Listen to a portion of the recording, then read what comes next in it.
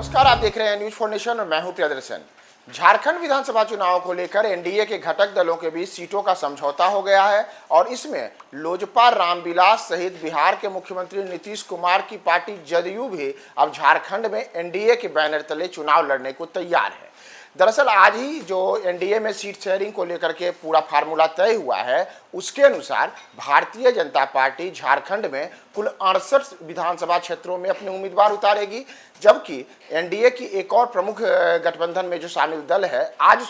आजसू को 10 सीटें भाजपा ने दी हैं। इसके अतिरिक्त नीतीश कुमार की पार्टी जदयू 2 सीटों पर चुनाव लड़ेगी, जबकि चिराग पासवान की पार्टी लोजपा रामविलास 1 सीट पर चुनाव लड़ेगी। दरअसल आपको बताया कि झारखंड में चुनाव के पहले एनडीए में सीट बंटवारों को लेकर के पिछले कुछ दिनों से लगातार मंथन जारी था और एक दिन पहले ही हमने तस्वीरें देखी थी जिसमें चिराग पासवान झारखंड भाजपा के जो प्रभारी हैं, असम के मुख्यमंत्री हेमंत बिस्वा शर्मा, उनके साथ एक ही फ्लाइट में बैठ करके चंडीगढ़ जाते भी दिखे थे। और इन सब के बीच जदयू के भी जो कई झारखंड से जुड़े हुए नेता हैं, उन नेताओं ने बिहार में आकर के नीतीश कुमार से लेकर के संजय झा और उमेश कुशवाहा तक से मुलाकात की थी। और तमाम बातों के बीच यह भी सामने आया था कि दिल्ली में भाजपा के शीर्ष नेताओं के साथ ललन सिंह भी बात कर रहे हैं। तो अब सीट शेयरिंग के फार्मूले को अंतिम रूप दे दिया गया है और झारखंड में चुनाव होना है, उस चुनाव में 68 सीटों पर भारतीय जनता पार्टी अपने उम्मीदवार उतारेगी। साथ ही साथ 10 सीटें आजसू को दी गई हैं, जबकि 2 सीटें जदयू के तीर के निशान पर वहां उम्मीदवार उतरेंगे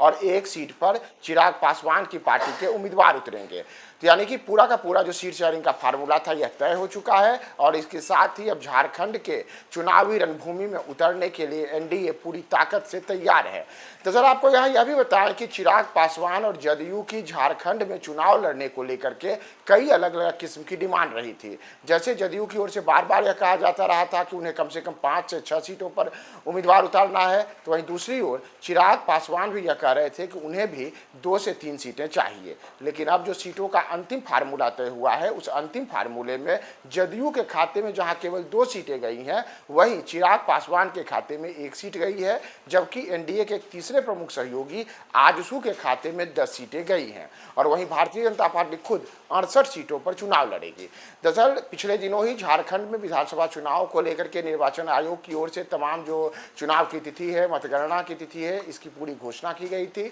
इसमें